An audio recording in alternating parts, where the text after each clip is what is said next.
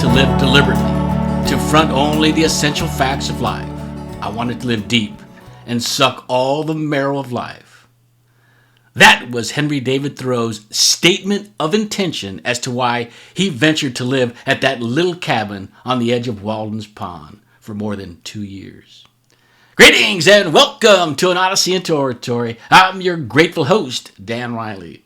If listening, please follow me on your podcast hosting site. And if watching on YouTube, please like, comment, share, and most importantly, please subscribe to this channel. Thoreau chronicled his experience in the woods with his famous book on Walden Pond. Like many writers of that period, Thoreau's fame as an author came only after he died. Nonetheless, he was still highly influential with many of the luminaries that followed him. Leo Tolstoy, Mahatma Gandhi, and Martin Luther King are but three. Before I get into the practical and applicable lessons we can learn from Thoreau's experiment, here are some little-known facts about what inspired New England's most famous recluse. When we think about this country's stain of slavery, we reflexively think about the southern states. We think slavery was exclusively a southern problem. But that wouldn't be true. The New England states, in addition to other parts of the North, also engaged in this reprehensible practice. In fact, it wasn't until 1783 that Massachusetts abolished slavery. Thoreau and his contemporaries were acutely aware of the Bay State's dark past and knew all too well of the horror stories that accompanied them. Bryster Freeman was a black man. He was also a slave, owned for 30 years by John Cummings, a prominent doctor from Concord. But he was also a soldier in the Revolutionary War, who completed 3 separate tours of duties. Upon concluding his final tour in 1779, he self-emancipated and declared his last name as Freeman on his military papers. Most enslaved black soldiers at the time, however, took the last name of their owners, the understanding being if they were wounded or captured, their owner would come to their aid. After all, it was the owner's right to protect and secure their property. Repudiating the name Cumming and claiming to be a free man was a risky and courageous move by Bryster. He could never prove his freedom outside of Concord, and of course, he realized he would never be permitted to assimilate into the Concord community. So what Bryster did is pool his resources with another black comrade from the war and bought an acre of land in an undesirable part of Concord, Walden's Wood. Undesirable because the soil was so sandy it would yield few agricultural products. After Massachusetts abolished slavery, Walden Woods became a place and ultimately a community that many former slaves made home. Bryster's sister, Zilpah White, was one of them. She moved into a one-room house at the edge of what later became Thoreau's bean field, and made her living by weaving linens and making brooms. It was a hard life. She endured constant racism and harassment. At one point, in 1813, arsonists burned her house down, but she rebuilt and went on to live in the woods until she died well into her 80s. By the time Thoreau began his experiment in 1845, Bryster and Zilpah were long dead, and the other black settlers were long gone. With the sandy soil, fierce winters, and constant harassment, the black settlers left in search of a better life. But their stories lingered in the community. Thoreau, as a lifelong abolitionist, was particularly inspired by the story of Zilpah White. It was with her story top of mind that Thoreau began to live deliberately at Walden Pond in 1845. His account of those years still endure and instruct us today, almost 200 years later. Because the lessons he learned and wrote so eloquently about, although profound then, I would argue are even more profound and applicable now. Here are my 5 core lessons from Thoreau's solitary experiment that are exceedingly relevant today. Number 1, self-discovery. In my opinion, this was the best of the benefits he gifted himself. By the time he left that cabin, he knew exactly who he was, what was important to him, what was not important to him, who was important to him, who was not important to him. He discovered his core values. And probably more significantly, like a snake, he shed himself of all those so-called values that no longer served him. Those spurious values we all accumulate. The ones we allow our environment to impose upon us. By withdrawing from society and their constituent influences, be they political, social, religious, academic, communal, etc., the cultural environment lost its stranglehold on him. He stepped out of a long line of processionary caterpillars and never returned. Since the time of Thoreau's days in the woods, many serious people have been inspired by his story and have undertaken similar journeys. A psychologist and author I'm quite fond of, Walter Staples, undertook to rid himself of all the negative influences in his life for a period of 2 years. He watched no news, no political shows, no violent movies, no sitcoms, nothing with violence, vulgarity, or gratuitous sex. He watched only those things that consisted of the good, the clean, the pure, the powerful, and the positive. Same with reading. The only current event type reading he would do was to read the Christian Monitor once a week.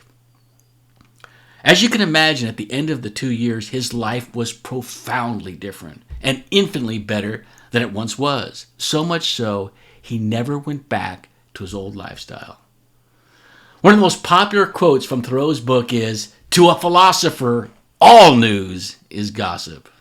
And just think, all they had back then were newspapers. Could you imagine if Thoreau experienced life as we know it, with a zillion television stations and all these social media outlets? He would have never came out of the woods. All that Thoreau learned and experienced at Walden Pond issues from and could be considered a subset of self-discovery. That said, here's number 2, self-reliance. The cabin he lived in, he actually built himself. He cut the trees down. He had to learn carpentry skills, agricultural skills. He grew or hunted for his food, the food he ate. He had to develop ways to stay warm in the brutal New England winters. He mended his own clothes and learned the many other skills he needed to live functionally in the woods. He discovered resources and capabilities within himself he never knew he possessed. Of all the transcendentalists, Emerson wrote the definitive prose on self-reliance, but Thoreau displayed the definitive example. Number 3, conquering time. Recognizing the only time is now. He endured sufficient criticism from the intellectual elites of his day, including his mentor, Mr. Emerson, for wasting so much time in the woods. On a typical day, he would spend about 4 hours in nature, hiking, excavating. He loved to look for Indian arrowheads, swimming in the rivers and ponds, studying the trees, plants, animals, insects, and the like. Emerson once told Thoreau, if God wanted you to spend so much time in nature, he would have made you a pollywog. His critics often fail to note that he also spent about 4 hours each day reading and writing, reflecting on his thoughts and what he had learned while out in nature. Seize time by the forelock, now or never. You must live in the present, launch yourself on every wave, find your eternity in the moment. Fools stand on their island of opportunities and look toward other lands. There is no other land. There is no other life but this, or the like of this. There is no world for the penitent and regretful. Number 4, recognizing nature as an elixir. I think it is fair to say that there is no other American author more associated with nature than Thoreau. If we look at all the wall posters in offices, the internet banners and memes, we constantly see nature being heralded as a great antidote to the unhealthy aspects of today's fast-paced lifestyle. If not an antidote, at least a balancing influence. Yet as deep into nature as most people get is just a flight of fancy. Getting out into nature is easy to do, but guess what? It's even easier not to do. It takes some effort, planning, discipline, and most importantly, stick-to-itiveness. Once the effort is made to get to the sea, the river, the forest, or the woods, and we step out of the car, it might smell great, But absent is the instant dopamine hit we've all become accustomed to. As pleasant as the outdoors might be, nature doesn't give us a thumbs up or send us a heart emoji. We can't be gifted nature by the algorithms or Instagram or Snapchat. So after 20 minutes in the natural world, the average person is disoriented, being disconnected from the hyperstimulation of the virtual world they have habituated. They say, okay, this was great, time to get back to the real world. No, they are in the real world. They are living upside down. Thoreau wrote, I think that I cannot preserve my health and spirits unless I spend 4 hours a day at least, and it's commonly more than that, sauntering through the woods and over the hills and fields, absolutely free from all worldly engagements.